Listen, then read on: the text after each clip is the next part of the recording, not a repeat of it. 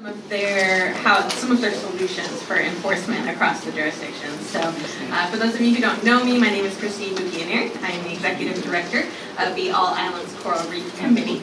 And these are some of the members of the All Islands Committee. So I'm going to let them go ahead and introduce themselves first. Good afternoon, everybody. My name is Jean-Pierre Oriel, JP for short. I'm from the U.S. Virgin Islands. There I'm the Director of the Division of Coastal Zone Management, and I also serve as the Chair to the All Islands Committee for the U.S. Coral Reef Chapter. Hi everyone, my name is Whitney Hoot and I am the Coral Reef Resilience Coordinator at the Guam Bureau of Statistics and Plans. Today, David Beneventi, I'm a lead biologist at the CNMI Division of Coastal Resource Management, and representing our POC from the CNMI. Excellent. So I know they have all prepared a long list of enforcement challenges and successes that they have. So I think what we're going to do is we're just going to do one each, and then we'll check time and see if we have time for more. So JP, I'm just going to go ahead and let you go first. No, I do not have a long list. Once again, Christine has told me that I have to be here on this panel. But I would say, when we talk about the laundry list of enforcement issues, I think each one of the jurisdictions had capacity assessments, and each one of those capacity assessments identified enforcement as something that needed some additional and special attention. And so recently, the U.S. Virgin Islands actually, through some assistance from our partners at the Department of Interior, we just had a strategic analysis of our enforcement division, and that was completed earlier this year in May. And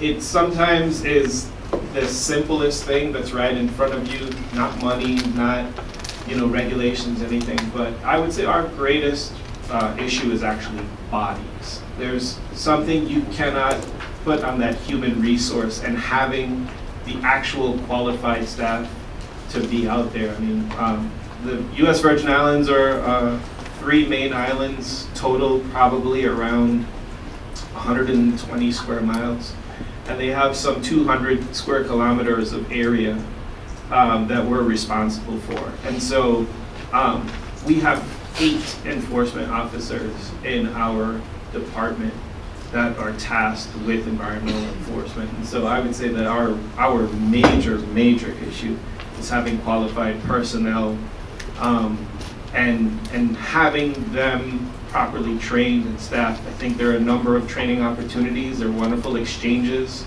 that we can do, but our biggest issue is actually bodies on the ground, bodies in the boats, bodies patrolling, doing all of those things that are necessary in order to protect the resources that we have. I do have a long list. I think Guam, we have the same challenges that seem to be universal to everywhere. We have the same lack of bodies problem. We need funding for more enforcement officers and then equipment such as vehicles and training. We only have 6 enforcement officers for the whole island right now, and that's both terrestrial and marine. Our marine preserves, they were founded in 2001, and that was a very contentious process, and they continue to be contentious. I think the same as Hawaii and other places, there are very challenging relationships between the fishing community and the natural resource users and the managers. I think we need more community engagement, hopefully, ideally through education and outreach. We don't have enough data on our violations. We don't know how much poaching is happening or where exactly it's happening. So it's really hard to know how should we prioritize our very limited resources. And we also, as other people have mentioned, we have outdated laws and regulations that, one, they don't really reflect the degraded status of our reefs, and even if they were sufficiently enforced. And then we have a small island challenge where it's hard for someone to go out and arrest their cousin or their cousin's cousin. It doesn't make you very popular. I'd say our biggest challenge that's most specific to the Guam context is that we have insufficient laws and regulations to protect our natural resources, and these challenges kind of extend throughout the enforcement chain. We don't have a law to penalize responsible parties for vessel groundings or levy fines, and of course if we did have that, those fines could be used as a sustainable finance mechanism for management. We had a law passed in 2004 called the Eco Permit Law that would regulate non-fishing activities in the marine preserves, such as recreational use, and we still don't have finalized rules for that law that was passed 14 years ago. So that could also be a source of a sustainable finance mechanism if we had permitting and fines for violations. Burning and arson are big challenges. But we haven't had an arson case that has been successfully prosecuted in just a grassland area, and obviously that causes huge problems with erosion and sedimentation on the reefs. But those natural resources are not included in the definition of property under the law. And generally with fishing, we don't have enough regulations. We have our marine preserves, but we don't have much in terms of catch and size limits or restrictions on gear. You could still scuba spearfish. You could scuba spearfish at night. We don't have enough protection for herbivores. So I think something like fishing permits would be really valuable, but I have a hard time imagining the local communities accepting that. And I think something that we could really benefit from is a natural resource prosecutor who could kind of help us address the disconnect that we have between between enforcement and prosecution. Ditto.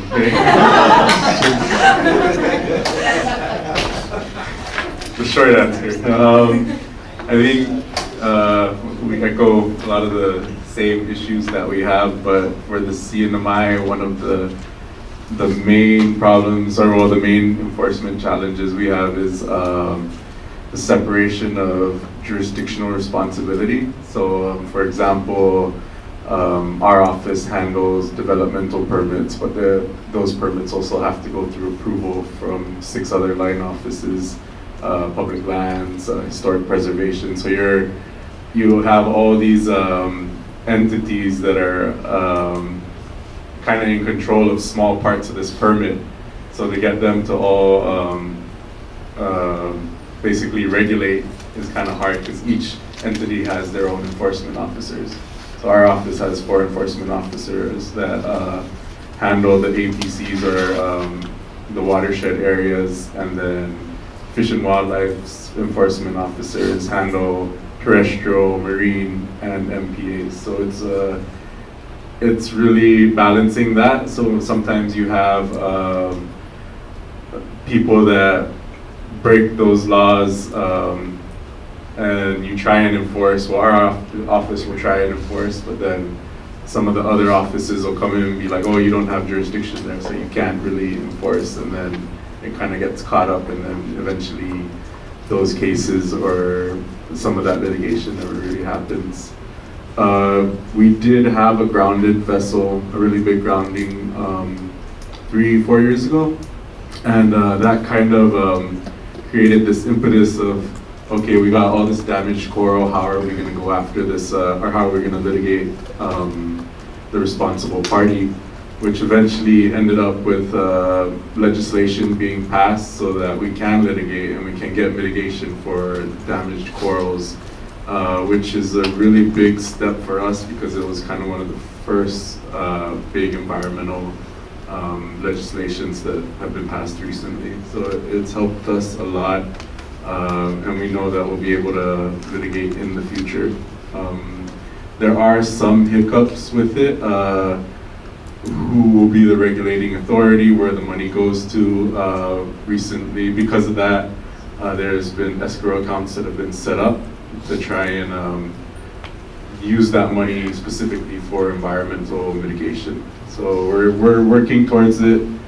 A lot of the issues would take a lot of reform or changing the Constitution on a higher level, where I just don't even, I wouldn't even want to be involved in that process. But it's more leveraging to you're leveraging all the different agencies that got to work with each other. That's basically our main problem or issue. That was a pretty serious list from across the board, but did any of you hear anything today that would have been useful that you think you might take back and try to implement that you heard talked about this morning and spoken about that might be replicable in your place? Yeah, definitely. A lot of what Dope Care is doing, training your officers or your enforcement officers so that they're not so much officers, but they're education and outreach experts that work with the community rather than just enforcing. So a lot of our officers don't have that training, or they don't understand that, they don't have that environmental background. So when they go out and enforce, some things they miss. So that training, I think, is really essential. We've had several training programs before.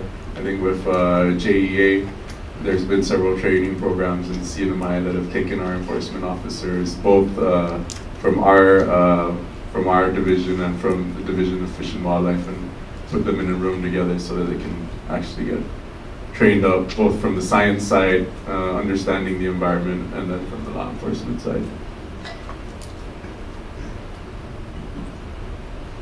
I think a lot of what Bob presented on is really relevant to Guam in terms of connecting the different branches and even the different levels of government. And we do have a disconnect between the executive branch and the courts. And I think that idea of reaching out and making the effort to go to the judges and their staff and trying to make them aware of natural resource management issues, and also just the value of our coral reefs and natural resources in general, could be a really important and valuable initiative for us. And this is an election year for us. We're about to have a new governor and a whole bunch of new senators. So this is kind of a very prime opportunity to get people as they're taking on these new roles and hopefully bring them into the natural resource management fold, and convey that these are really important issues. And we will potentially also have some change in leadership of the cabinet level positions at the agencies, which could have some both positive and negative effects. But we're definitely going to see some changes, so we have to, I think, adapt and also act quickly in the next few months. I think the premise of the conference, so first and foremost talking about the fellowship program. I think each one of the 7 jurisdictions has a similar issue in that we do have really great laws on the books, but sometimes those regulations that would help us enforce those actually don't exist. And so having access to somebody in that law background that can help craft and draft, because I might not I spent time clipping up my gray hairs this morning, but I've been at DPNR for 19 years now, and I can recite the laundry list of gaps that we have in what would be so simple. A clear example is, not specifically coral related or anything, but there is a leash law for dogs in the U.S. Virgin Islands, especially in public spaces, and a lot of people like to go to the beach with their dogs. So when somebody has their dog not on their leash and their dog is running all over the place, they call the DPNR enforcement officers. The enforcement officer shows up, speaks to the person. There's no regulation that allows him to write a citation to that person for that dog not being on a leash. So there's a law, but there's no penalty. And so making that connection in terms of solving something as simple as that. My office, I think all 3 of us actually, we might be the territorial agency, but we also are the regulatory agency as well. And so our program has a lot of tools built into it so that we try and resolve a lot of things administratively. And with issuing a violation and an administrative penalty and trying our best to not have it rise to the level of going to court. And then when that fails, you do have to go. But so in the case of the Virgin Islands, those things just do get, in fact, pushed to the back burner. But finding ways and mechanisms to be able to address the things that we've seen and having those regulations maybe not be so specific, but a little bit more flexible so that you can continue to take care of those issues administratively. And having access to a legal fellow for a 1 year or 2 year period would be something that's extremely valuable. I think all 7 jurisdictions could benefit from that.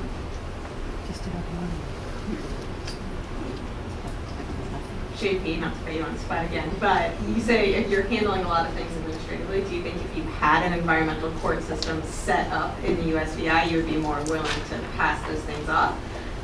I think that I actually, to me, the environmental court position would come in where if you can't handle it administratively, I think it then elevates to that portion of things. Because I think that at the program level, we do have the ability to work on the penalty, but like the judge was mentioning earlier, what we want to do is make sure that there's a corrective action and mitigation for what damage has actually happened, because we're talking about our natural resources, and there should be some sort of corrective action if there is in fact an infraction of something that has taken place. And so larger companies will try and draw that out as long as possible, because the next step after your administrative hearing is actually having a hearing officer, so it's still a sort of quasi-legal thing, and then you can reject the finding of that person and then go to the court system. Well, I think if you're just trying to show that you have the money to draw that out, then let's skip that middle one and just establish a court or something that ruling is there by binding at that point. But I like to try and use the expertise that we have within the department and also our partners from around the globe. Because whether it's a water quality issue, whether it's a land-based sources pollution issue, we try and reach out to our partners because we're not the only ones seeing these things. And then trying to settle those things administratively, because I think Bob said sometimes you might walk in and somebody wants you to believe that they know more than you, but when you're armed with the tools that can challenge that, then you have the ability to correct that right away and not let that.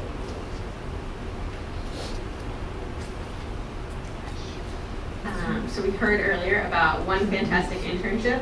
We also heard about some other law students who wrote papers during their legal time in law school that was beneficial to projects that are ongoing. If we were able to magically find a funder right now who said, you all get a legal intern for 3 months, do you have a priority project that you would put forth? Do you think you could keep them busy?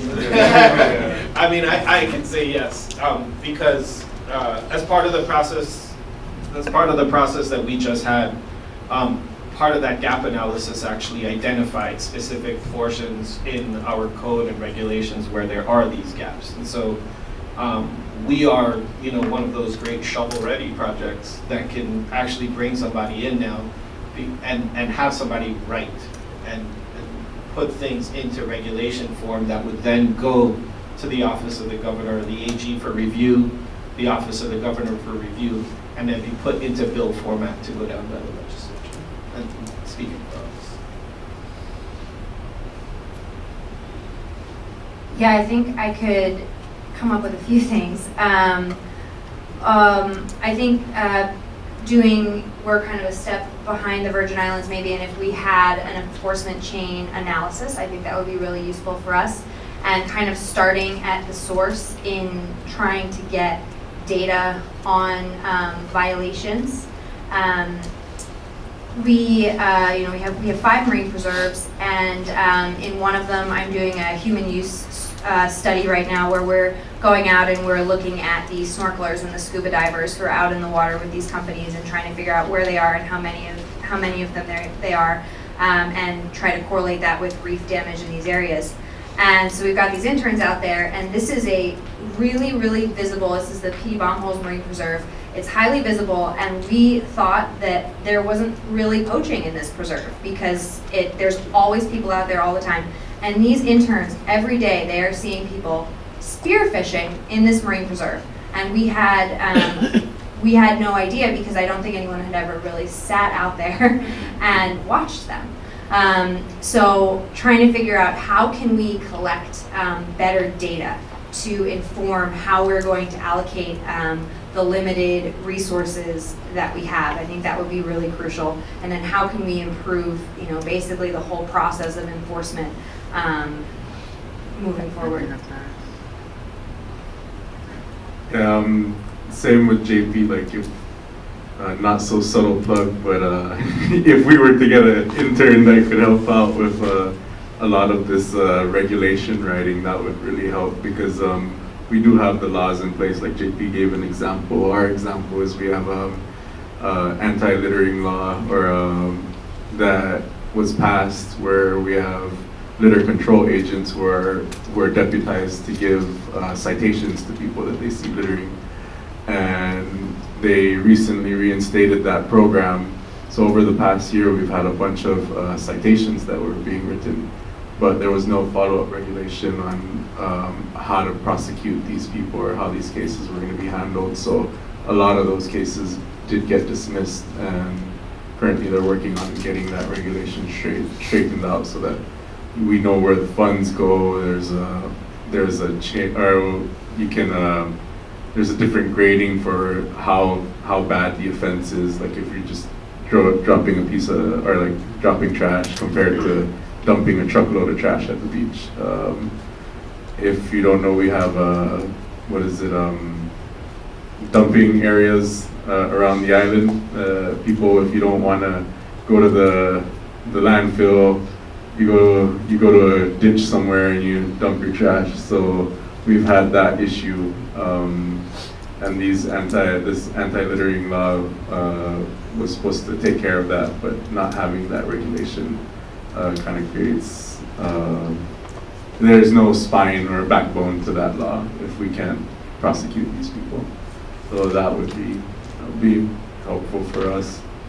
And for like what Whitney said too, having better statistics on the violations, that would be helpful. We do have an app, kind of like applications that you guys have here, that people are able to take pictures of violations that they see or things that they see out in public, and they can send it to our office. We get notified, and then it goes to our enforcement officers, and they can respond. There are constraints with time, so our enforcement officers aren't 24 hours. So if something happens and someone reports something on the app, and it's a weekend or a holiday, the enforcement officers might not be out there to be able to respond.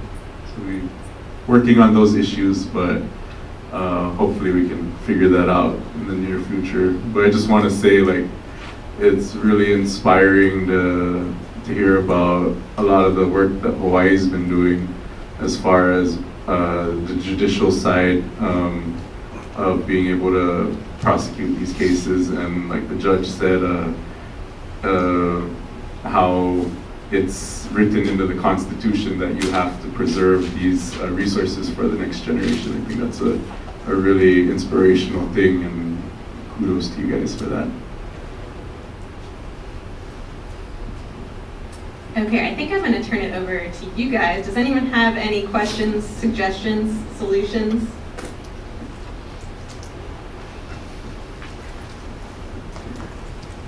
So CNMI is interested in the Dog Care Academy. That's going to be coming online soon. So I wanted just to think if there's a way to get proactive about it.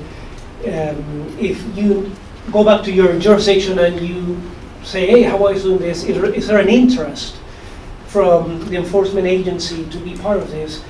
Could you be working on a memorandum of agreement or understanding that would allow basically, you see the curriculum, basically to get credits to local officers that are able to attend the academy or something like that, trying to think of concrete steps to foster the collaboration spark that is coming down.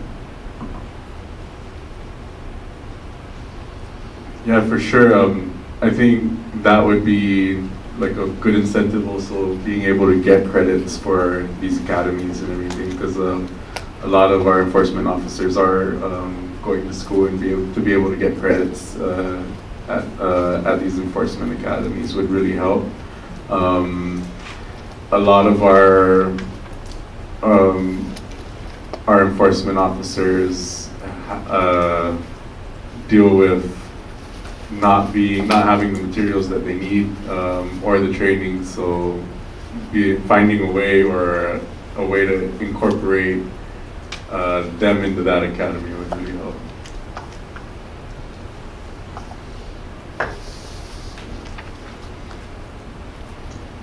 Yes. What resources do you think you would need in terms of funds to get enforcement officers from the CNMI to here, and maybe reaching out to OLE? Is this something that maybe they could use JEA funds for?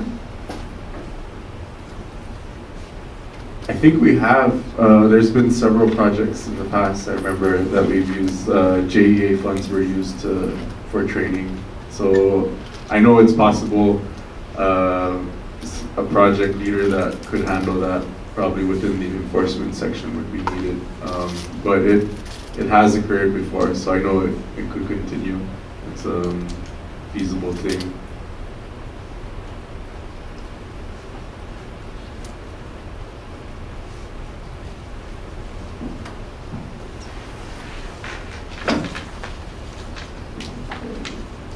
Have you considered cross-deputization? So I know, like, Department of Land and Natural, was it DLNR? Yeah. For CNMI. And so you also have officers with coastal management? Yeah, coastal resource. Coastal resources. So is there an MOU between your two departments where you have the ability to do cross-training and cross-deputization? Currently, there isn't an MOU. That would actually be a good conversation to have with the department heads, just because I think they'd be able to figure out how that would work. But yeah, cross training would be really helpful. The major difference is with the Fish and Wildlife Service, the local Fish and Wildlife Service, they're deputized to carry firearms, unlike our enforcement officers who are unable to carry those firearms. So I think that separation, even though it's not really, it is an issue that could be overcome. I just don't see the will right now to really push that forward. Hopefully in the future we can work on that.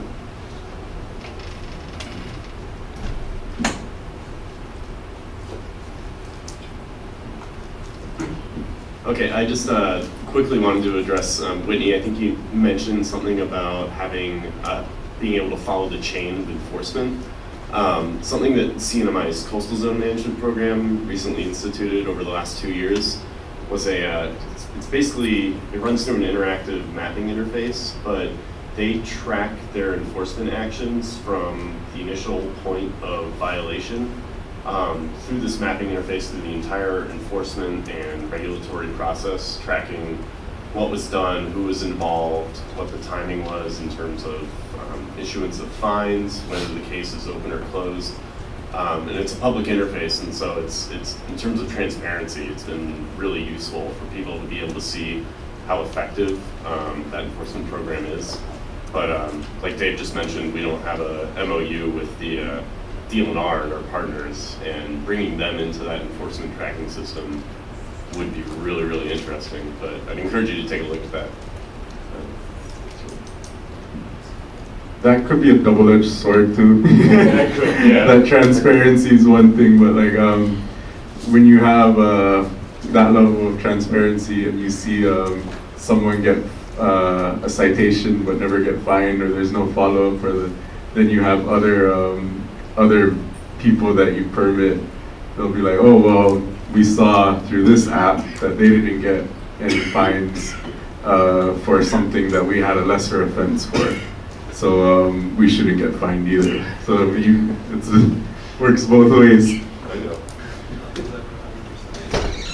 In American Samoa, there's a lot of issues associated with being a small island, and there's a lot of cultural issues with everyone being extended family.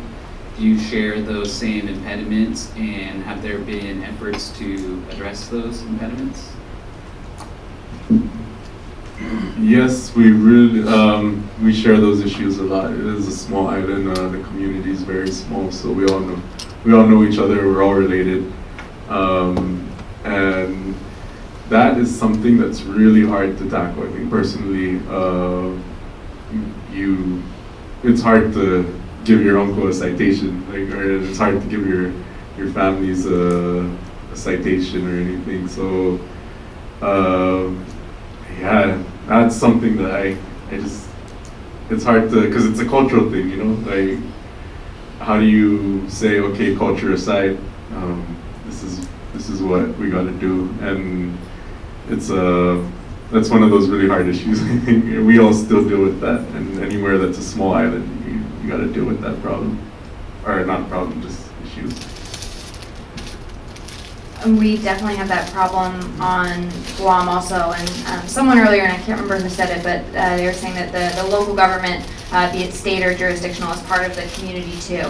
And I think that is something that I think on Guam, the government is often seen as the other, and it's this regulating body, and there have been some really negative interactions between resource users and natural resource managers for years and years that has made it really difficult to move forward. So I think that doing outreach and education is a really important way to counter that, and I think we absolutely need to do more of that. Because at the end of the day, everyone's goal is the same. Both the natural resource managers and the fishers want there to be fish on the reefs.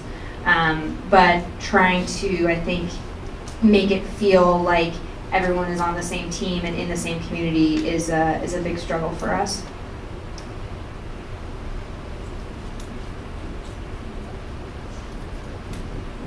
I would say we have a similar issue. I mean, again, we're all small islands across all of the main islands. We're population 100,000, I would say -3 now after these two storms come barreling through.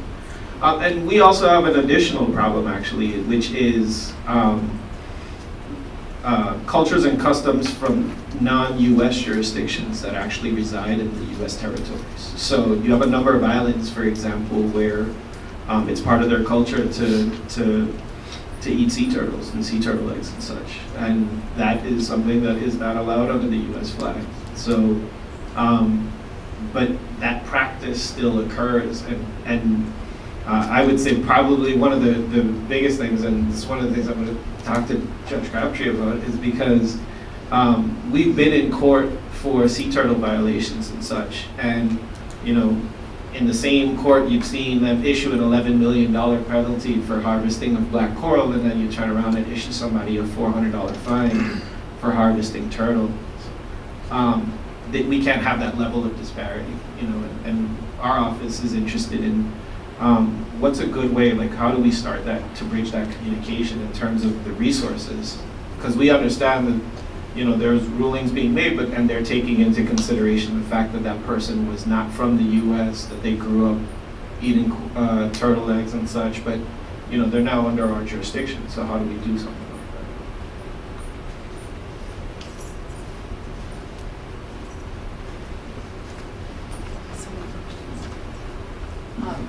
that? So interesting, the lists, the challenges. I want to comment on the last question, which is there a way that's, and I'm just going to address those of us who are in smaller jurisdictions, right? is there a way and I think we're doing this, trying to turn the fact that we all know each other, we're island communities, that we've got strong cultural foundations into a positive. I think about Luna's work, that story about going into the churches, community service, so that, it's not always a criminal penalty that solves anything, right? But I'm just trying to think of if we embrace the small island, small communities, and cultural traditions. I mean, so that there's peer community education pressure, embracement. I'm just trying to think, are those solutions that are more fruitful for you, perhaps? We're trying to explore those, but I don't know, where does that fit into your thinking about challenges and opportunities?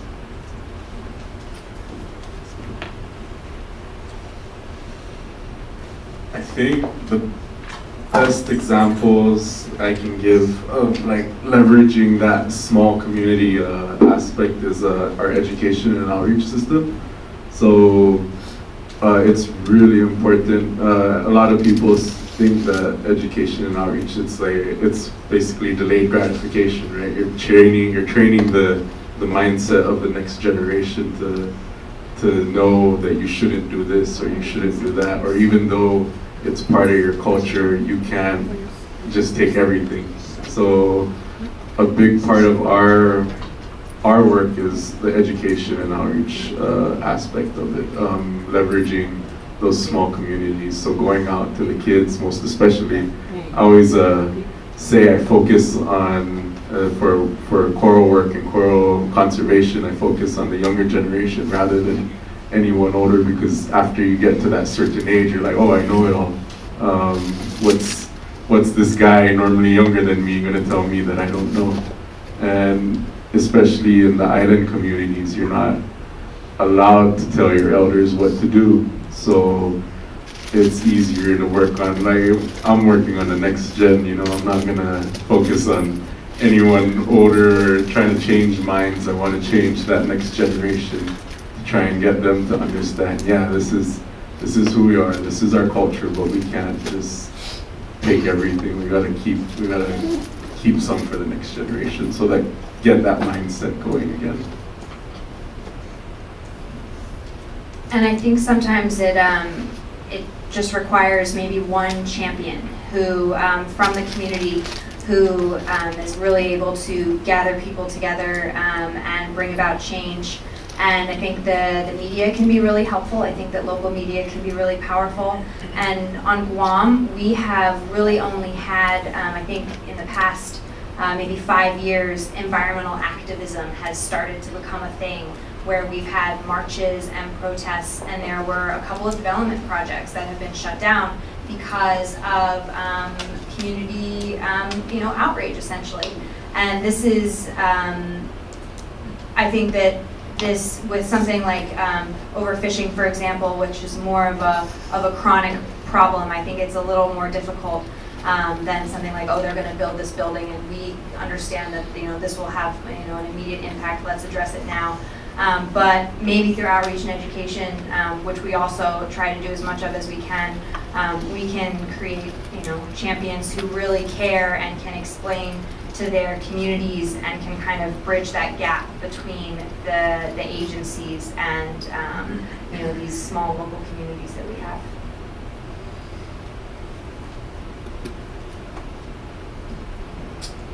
So I would say, I think the regulatory part of my job is probably the most difficult.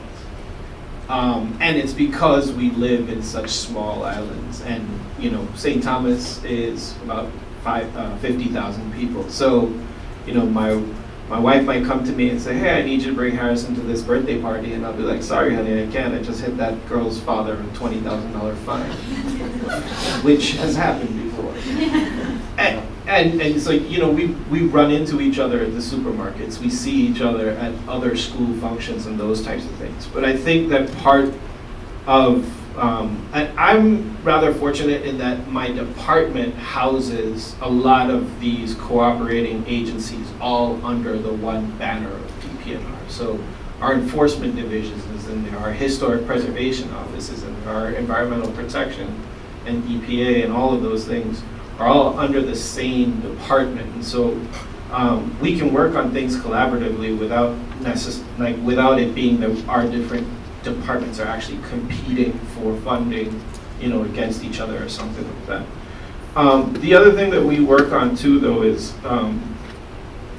the approach of the department as a whole. Because I think that there's this misnomer that the regulatory agency can't be part of the community. And it's made up with people that like to go to the beach, that like to go fishing, that like to go boating, and just don't want you to spoil it. It's usually a very selfish act that has gotten us to the regulatory side of things. And that's where I tend to focus a lot of our efforts. So while we're out there promoting the beach cleanups and promoting a lot of the planning activities and working with the community, we don't really want to talk about the regulatory side unless we have to, because that's like, that's when you're forcing me to be the parent.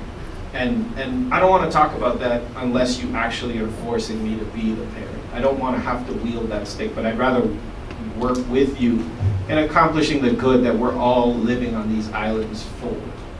But, that regulatory piece, it's something that you have to be willing to do when you say yes to taking on that job, and understanding that, this could be your cousin, this could be your brother, it could be an uncle, it could be your best friend's relative, and that person is going to call you to ask you for that favor.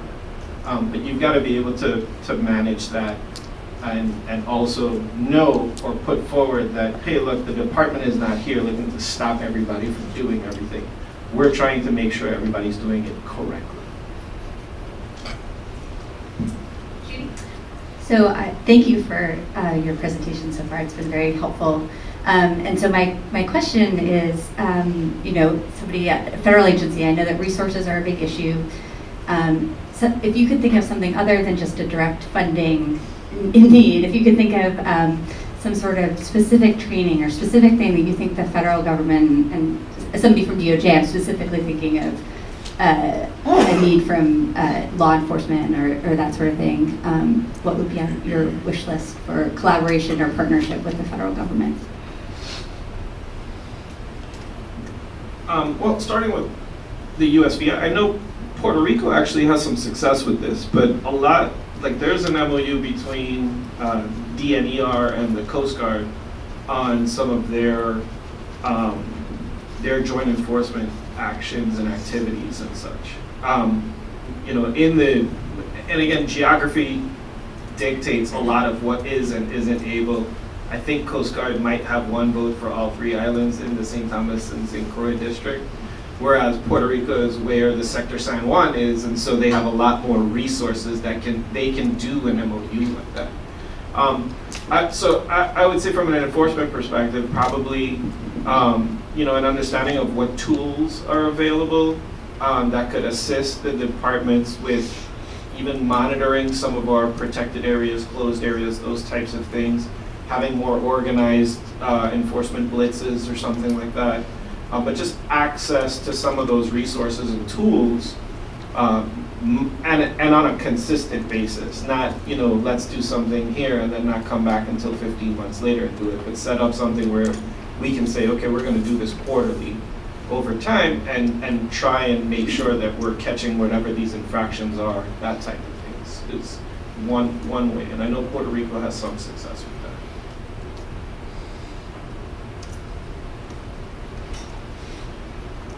A few years ago on Guam, there was a training on a damage assessment training. I think it was the CSI toolkit. I think you went to that, didn't you? And CNMI came down and did it. I think repeating that training would be useful for us because it's been, was it 2010? I think it was 2010. So there's a lot of new staff, and there's staff who've moved on, and we've had a lot of turnover. So I think doing damage assessment is a really good skill, and we do it now.